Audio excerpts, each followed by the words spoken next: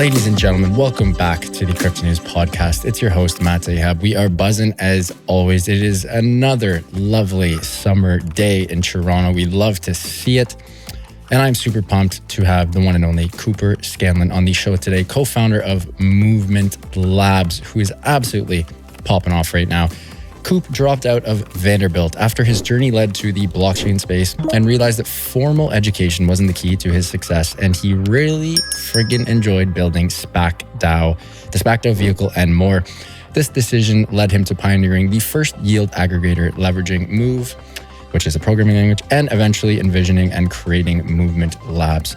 He fosters cross-disciplinary collaborations, championing Web3 initiatives, and drawing from his experiences, Coop brings a unique blend of financial and technical expertise and economic system insights to Movement Labs, steering and leading its strategic and cultural direction. Been waiting to have Coop on for a hot minute as Movement is blowing up, and I'm super pumped to have him on. Coop, welcome to the show, my friend. How you doing today? Doing better now. Thank you for having me too. You say it better than I could say myself. So super pumped to have you on, my friend. I know it's been a while. We've been waiting for this for a hot minute. You just moved to SF. You and I were shooting the shit about this before the show. I know it's a bit of a layup way to start the show, just, where you located kind of thing. But I think it's cool for our listeners to hear what it's like, from people living in different cities. I'm beyond hypocritical as I shit on SF, and I've never even been to SF. Just most people come on the pod and shit on SF. And here we have Coops, who's coming on the pod, and you love it. Tell me why you love SF and why it might be a little underrated at the moment. Yeah, for sure. I was totally on that train as well before. Is like, you will never catch me in San Francisco. And it took a lot of arm twisting to get me to come here. Like, the only reason I did is because, for whatever reason, a lot of the folks that we hired post Series A were based in SF and had families. So if I had my way, it's like, all right, everyone, let's pack it up. We're going to Mexico City. We're going to, somewhere that is not like the highest cost of living in the country. But once you get past that, it's actually quite a nice city, right? There's lots of food, lots of really great food. It's kind of like in New York in that sense, where lots of different cultures, lots of good restaurants and places to go to. However, unlike New York, you have more nature in the immediate vicinity. So you can drive 20, 30 minutes and you'll be paradise, in a woods area or by the beach. Yeah. And then also it's a significant, New York is a very type A city. Everyone's always going out. Everyone's always like drinking and doing stuff. But in SF, everyone's just locked in. Everyone's just grinding. And it's much more of, I guess, like a type B city. And so I found it to be a place that, I feel like I fit in here. As well as where I grew up was just in the middle of nowhere. So honestly, like, anything's an upgrade. And then the city that I spent a lot of time in before, like when I was in Vanderbilt, I was in Nashville. And this is one of my apparently hotter takes, is that I'm really not rocking with Nashville. So really, inside, I just have hot takes when it comes to cities. I haven't been, but everyone loves it. And like, I like country, I like to party the odd time. It's the bachelorette capital of the world. Like, yeah, I'm a single lad. If you're a single lad and you like country and like to party, I mean, sounds pretty enticing. Honestly, my take is that Nashville is a meme. And people love the idea. I can see that. They love the concept of Nashville. But then once you really spend time there, at least after COVID, it's like a little too much. It's not even too much. It's actually too little. What do you mean? So like, just all the same shit, no substance, no range? None. So like, Nashville is a city, it's grown very rapidly over the past, honestly, like year over year. It's wild how quickly it's growing, but its growth has outpaced the rate at which like culture can be developed. So like, if you go downtown, there's not really any stores, it's not really any restaurants, it's all corporate buildings. So you don't really have access to anywhere.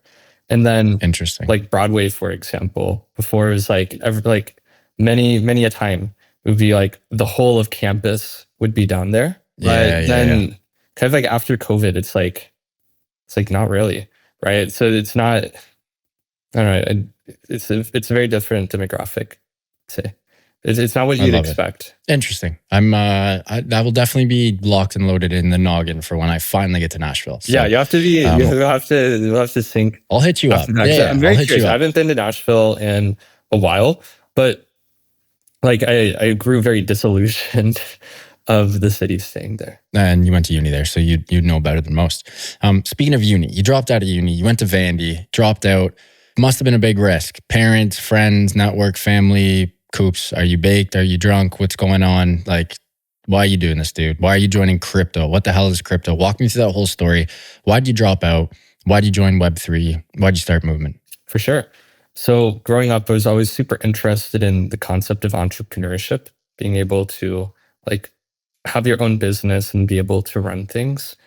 Since it was like I grew up in the middle of nowhere, so there wasn't really much going on out there, and the total economic output was very insignificant. There weren't really like jobs, not really like it was very very small. And so originally I was thinking of like, hey, either start my own business or I become like a company man and kind of get like saved by some big corporate savior. And then when I came to college, I learned more about like the state of the economy. I took a really cool class called The American Dream, where it talked about like, what is the American dream? What does it mean? Is it still around today? And one of the books we read was by Robert Putnam called Our Kids, where it talked a lot about like social capital. It talked a lot about how like wealth is being transferred.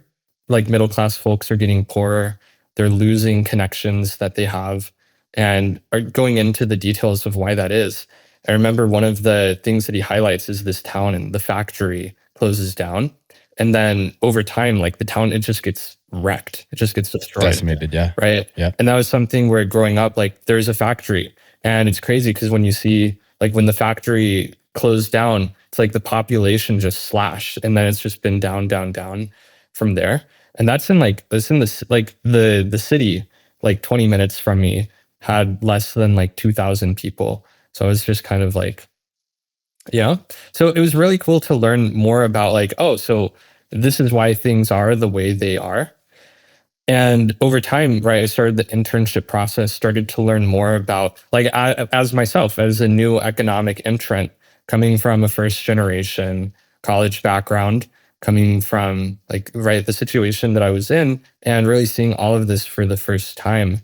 I realized like at least what was culturally promised to me is not really there anymore in terms of like you want to get started you want to the reality was that no corporate savior would there was no corporate savior. I could find a corporate overlord, but maybe not. You gotta do it yourself.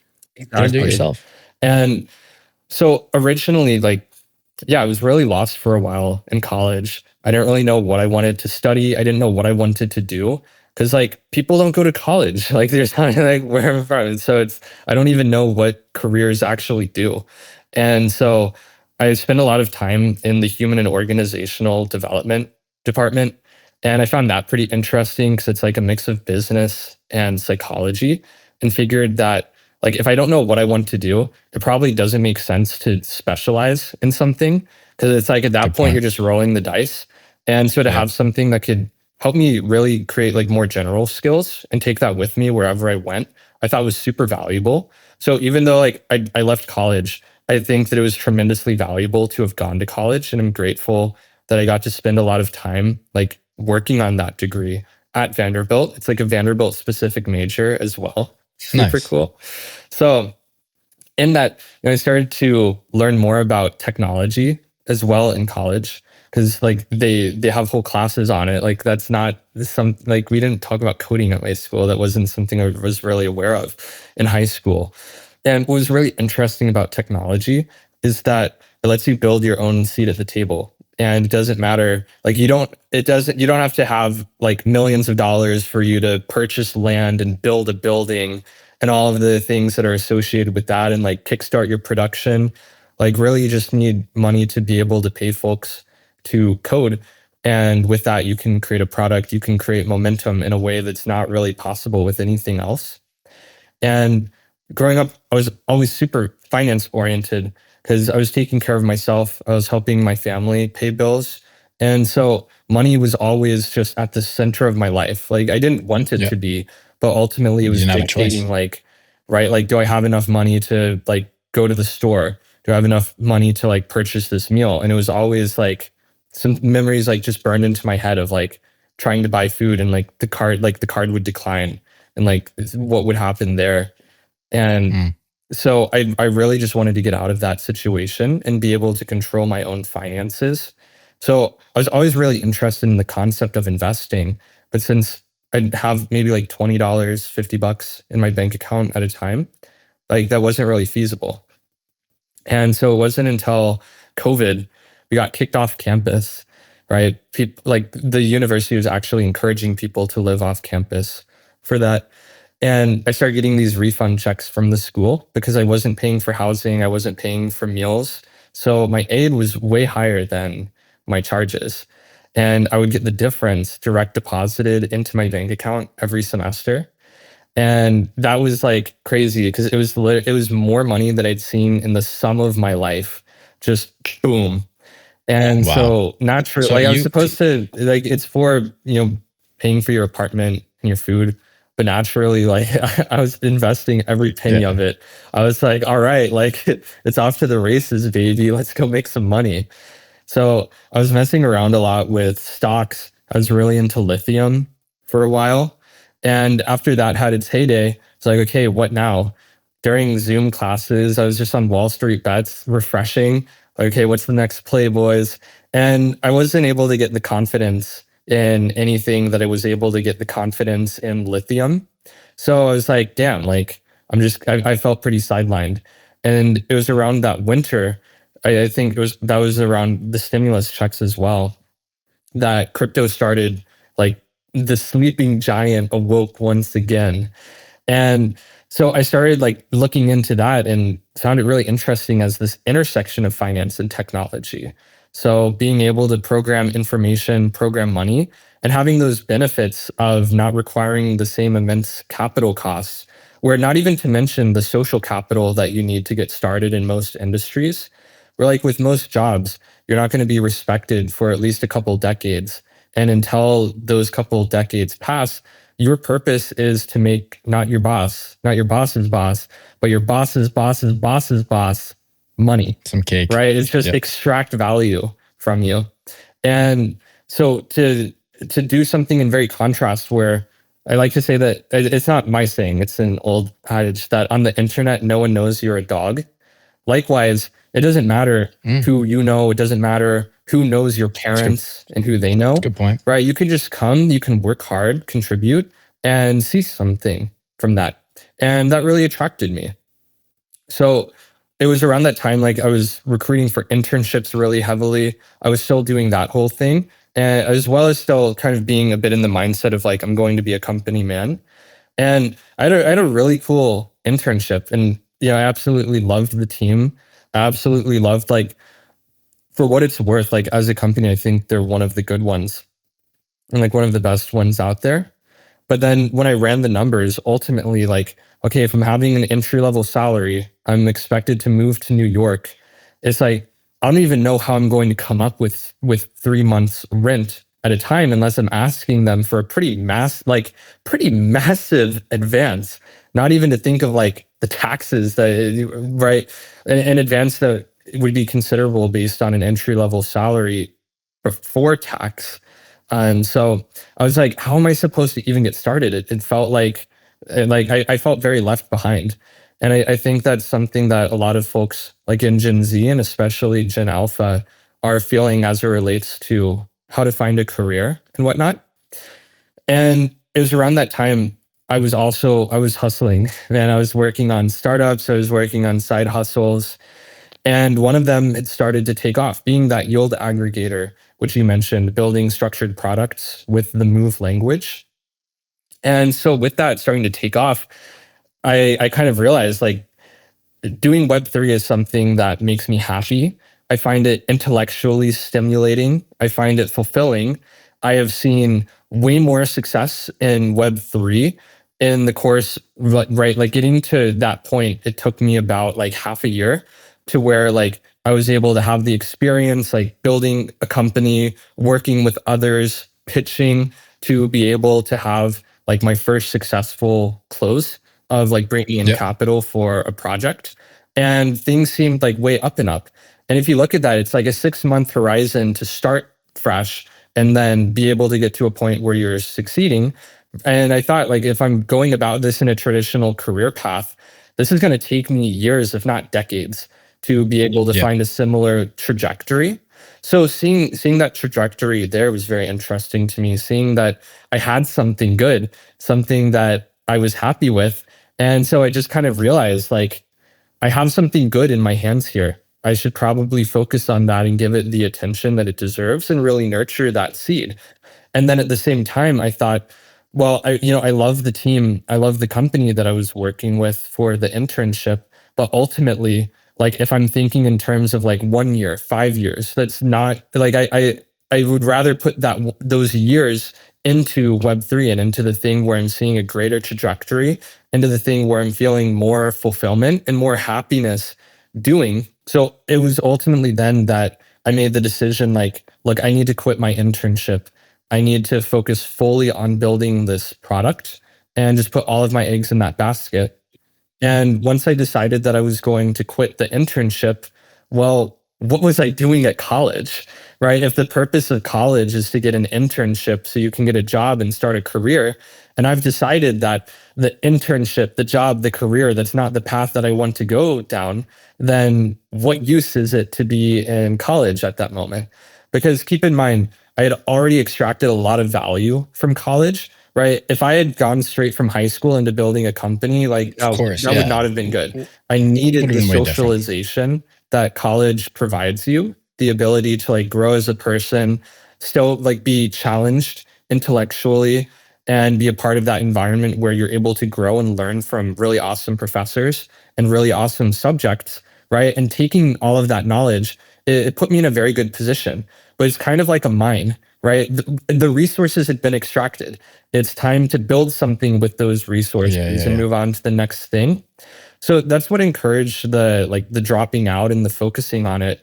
But you kind of alluded to it in which like friends, family, they were pretty taken aback. Like I remember telling my friends about it and they're like, dude, you're making a mistake. Like, what is wrong with you? I was like, what the heck, guys? I thought like I came to you for support and you're just like giving me the opposite.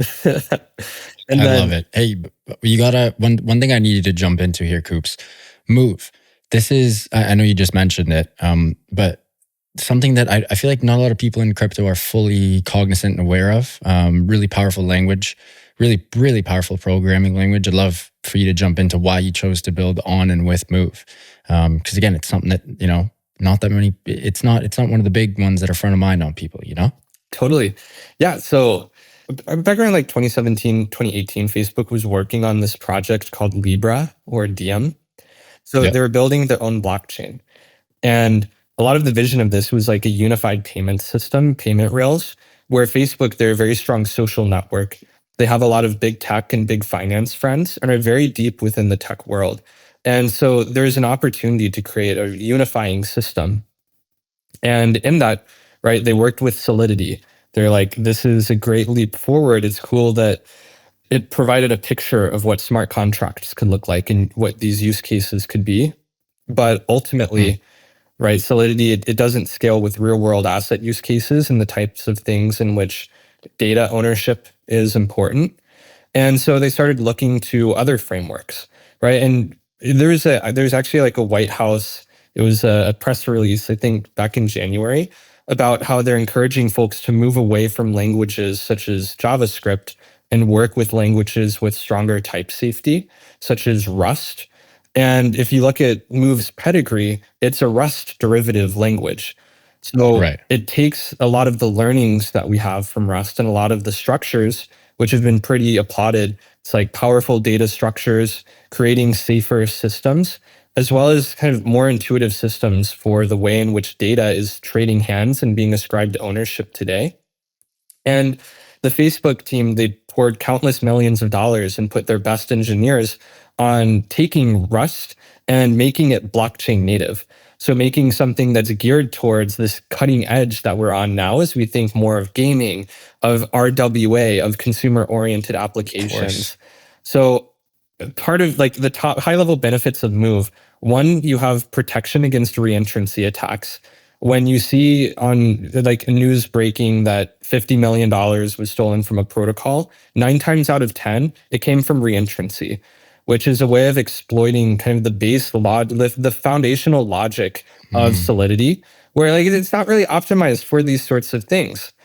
But with Move, you have built-in protection. You also have formal verification. So in the runtime, like when your code is running, the Move prover is kind of verifying, it's making sure that there's not funny business. It's making sure that things are working in the way that they're intended to, as well as you're able to break down your code into modules where you're defining who has access, where things can go to and from, as well as essentially creating pipelines from how information can flow, making it significantly safer, making it significantly more intuitive as well for the person who's developing and writing that code. Hold up, one sec, Coops. I just want to make sure I'm on the right page here. You guys are an L2 on ETH, but you're using and building and moving and grooving with the Move programming language, which is almost a derivative of Rust, which powers Solana. Exactly. So a lot of folks, when they're building with new languages, right? If, for example, the Rust-based chains, they launch a new L1. But our vision is that by being more aligned with Ethereum, we can deliver a more seamless go-to-market, have easier user onboarding for applications building on us, and provide these benefits of Move, the security and the performance, natively to people on Ethereum without having them to pack everything up and move across the country to a new place. So some more of those benefits, you've got parallel processing, so you're able to hit higher TPS as well. And additionally, if you look at places like Vietnam, like Bangalore, places where you have a lot of your hungriest entrepreneurs, places where they're getting access to the internet, and they're like, you know what, like we're going to totally leapfrog this financial system and find independence for ourselves, they're overwhelmingly learning the Move language. It's one of the fastest growing developer growth rates, and it's coming from these places. So there's so many strong signals about the language itself. And the main thing that Movement Labs was founded for is to facilitate and accelerate the go-to-market and adoption of the Move language. So that's part of our Ethereum alignment, that we want to be like Amazon for Move. Because ever since the iPhone came out, ever since like we've entered this TikTok meta, right? The more you have to click, the less likely that people are going to stick around. You need a very seamless user experience. And so that's something that's really fundamental to how we're building our product. Well said. Coop, you're on a roll here. I've got to take a quick break and give a huge shout out to our sponsor of the show, Prime XBT. And when we get back, we're going to keep buzzing on Move, everything Movement Labs related, building the Pantheon, battle of Olympus hackathons, and rewarding community engagement in Web3. And of course, we may or may not touch the big $38 million raise from Binance Labs. But until then, huge shout out to Prime XBT, longtime friends of CryptoNews.com and longtime sponsors of the Crypto News podcast. We love the team at Prime XBT as they offer a robust trading system for both beginners and professional traders. It doesn't matter if you're a rookie or a vet. You can easily design and customize your layouts and widgets to best fit your trading style. Prime XBT is also running an exclusive promo for listeners of the Crypto News pod. Use the promo code CryptoNews50. That is CryptoNews50, all one word, to receive 50% of your deposit credited to your trading account. Again, that is CryptoNews50, all one word, to receive 50% of your deposit credited to your trading account. Now back to the show with Coop. Coops, Movement Labs as a whole, again, you guys do so much. There's not really just one thing you do. Give me the classic traditional elevator pitch on what you guys do, and then we'll get into some of the nitty gritty stuff here. Yeah, like you mentioned, so many pieces that go into this. That's because when you're taking a next generation smart contract development language and bringing it to Ethereum, where traditionally it's a Solidity oriented network, it's not as simple as like, okay, we take this language, we put it here. There's all sorts of infrastructure that needs to be put in place in order to make that possible and make a smooth user experience. But the TLDR is that you can use the same infrastructure, the same wallet, the same applications as you're familiar with on the Ethereum blockchain. You don't have to worry about bridging to an entirely new ecosystem. It's much more aligned to what your experience would be with other layer twos.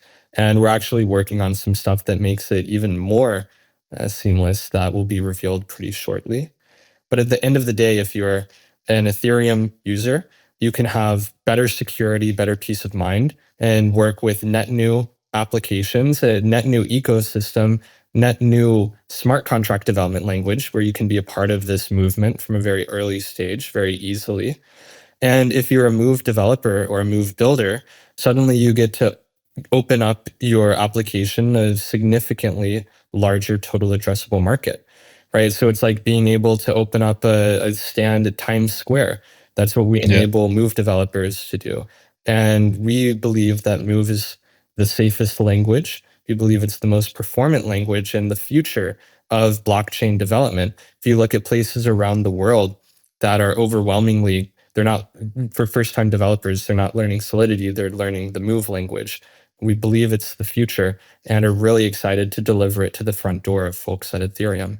I love that. And I know obviously we're talking about Movement Labs, but you are hella passionate about Move as well. What would a future looking world look like where Move is, perhaps the most popular or one of the most popular programming languages?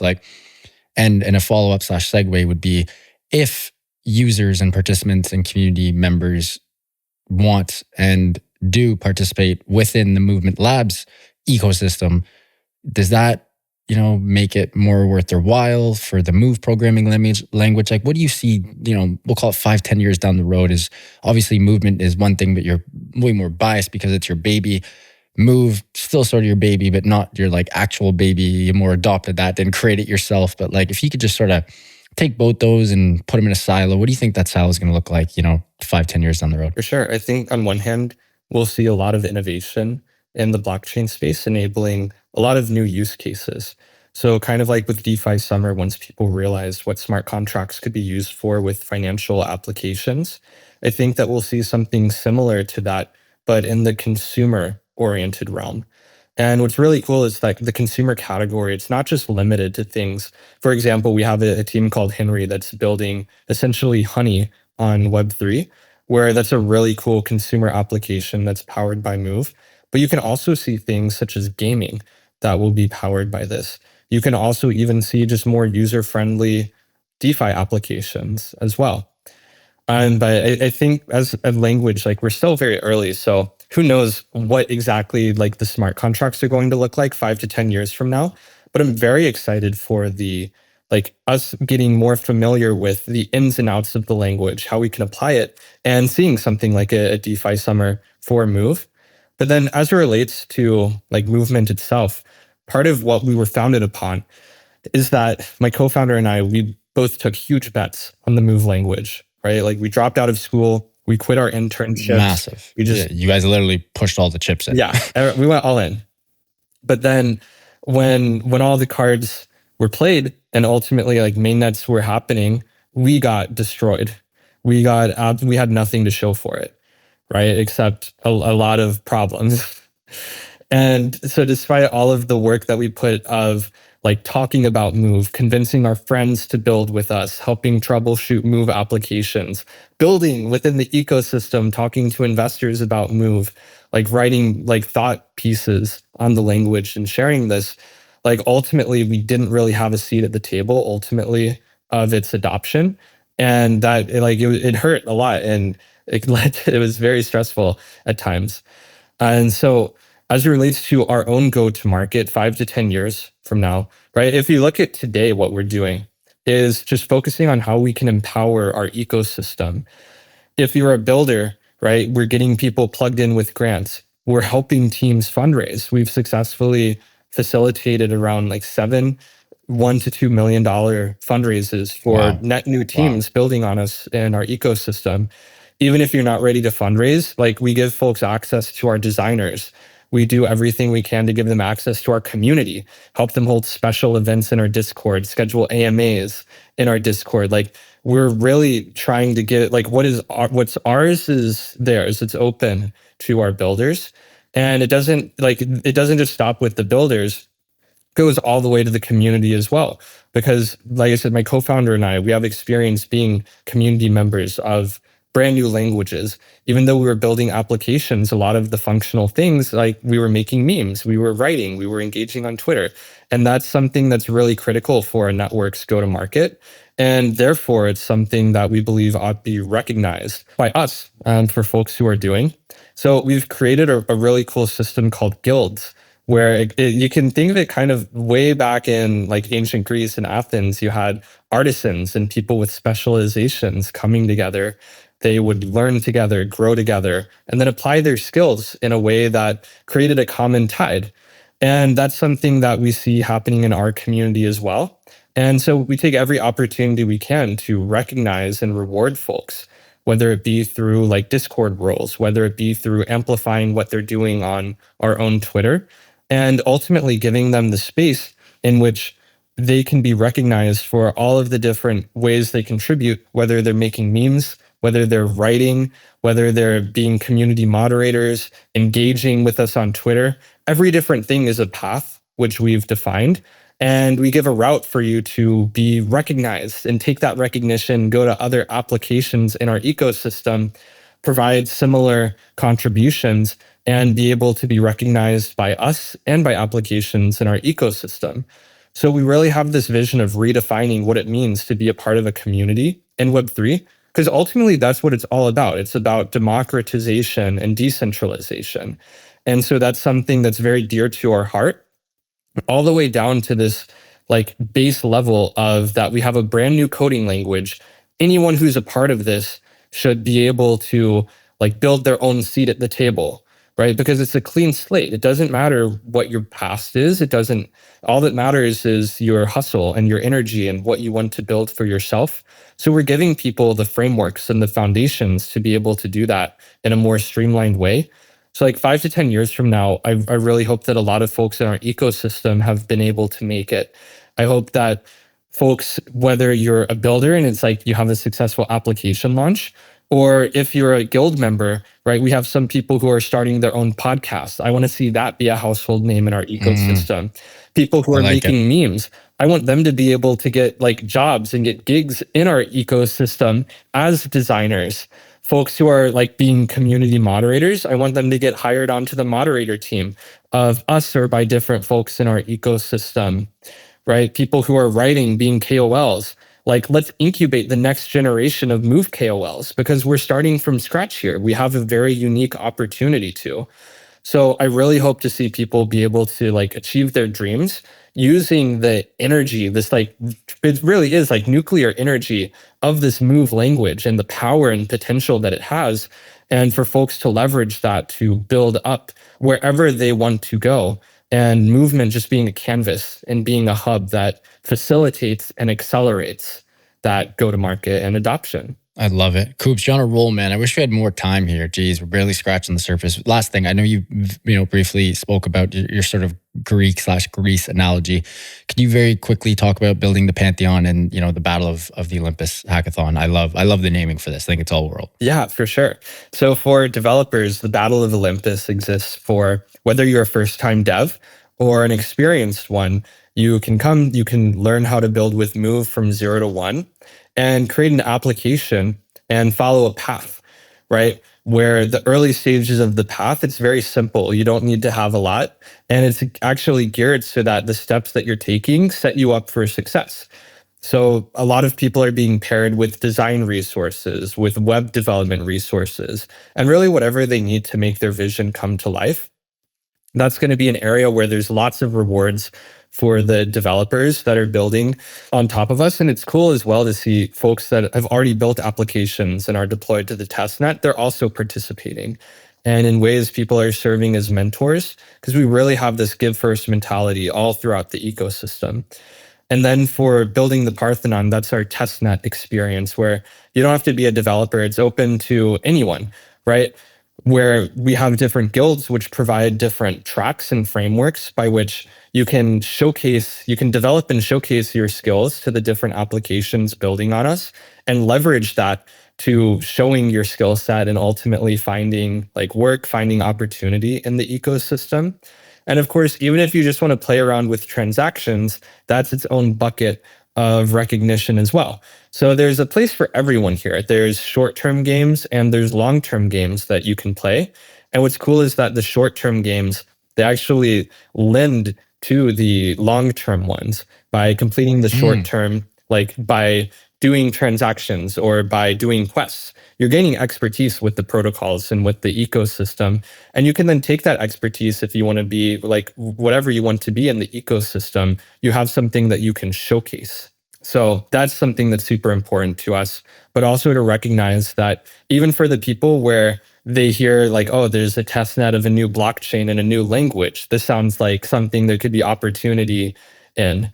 Even for those folks that just want to do something for the next couple months or for the next period between the testnet and the mainnet, right? There's something for them as well. Everyone has access to that opportunity. But what we really envision is people using this as like a jumpstart and a kickstart for the long term, being a part of this ecosystem and seeing significantly more opportunities that are going to keep going on far beyond when mainnet happens. Like mainnet, we're just getting started. I love it. Well done. Coops, what an epi. Really appreciate you coming on. Before you go, can you please let our listeners know where they can find you personally and of course Movement Labs and of course Move Programming Language, if there is socials for that? I'm sure there is. Where can we find you in all your endeavors online and on socials? Yeah, absolutely. So main thing to highlight is Movement Labs XYZ across all socials, whether it's the website, Twitter, Discord, etc. Highly recommend you check out our Twitter because from there you can get plugged into our Discord. And once you get into the Discord, I encourage you to say hi, ask questions, look out for folks with the Guerrilla Movers role. What's really awesome about the Guerrilla Movers, it appeared completely spontaneously and organically of folks who self-select as the most energetic, as the biggest contributors to the network, kind of following the ethos which I just described. And with that, they're firstly wonderful people. They can help you get your bearings because there's so many different protocols deployed. There's so many different things to do in the ecosystem. And you can jam with them of like, hey, I'm Cooper and I find making memes interesting. And they can be like, oh, here are some protocols that have been very receptive to the people who are making memes. They can help you get your bearings and get acclimated to the network. As for myself, I'm Coops Moves on Twitter. You can probably find me also through the Movement Labs page. They follow team members, as well as you might see me retweeted in some of those. But highly encourage you to go to the Twitter, check out the Discord, talk to gorillas. And if that's the path that you're being called for, feel free to join them and really be a part of this movement because we recognize this. We cannot wait for the opportunity to provide even more recognition to all of the people who are participating in our testnet and especially the people going above and beyond. I love it. Coops, what an episode. Appreciate you coming on, my man. And can't wait for round 2. Until then, wishing you and the team all the best. You guys are friggin' moving and grooving at a crazy pace. Keep that momentum buzzing. And we'll see you on the next one. Oh yeah. Thank you, Matt. And thank you all. Folks, what an episode with Cooper Scanlon, co-founder of Movement Labs. We jumped into everything Move programming language related, powering the fastest L2 on Ethereum, leveraging blockchain tech, using Web3 to create your own change. We even talked a little geo, living in SF versus NYC, incubating communities, writing checks, launching stuff, raising cash, you name it. Huge shout out to Coop and the team for making this happen. If you guys enjoyed this one, and I really hope you did, please subscribe. It would mean the world to my team and I. Speaking to the team, love you guys. Thank you so much for everything. Eustace, you're the man as always. And back to the listeners, love you guys. Keep on growing those bags and keep on staying healthy, wealthy, and happy. Go touch some grass, have some fun, have a couple pops, and I'll see you on the next one as always. Love you guys. Ciao.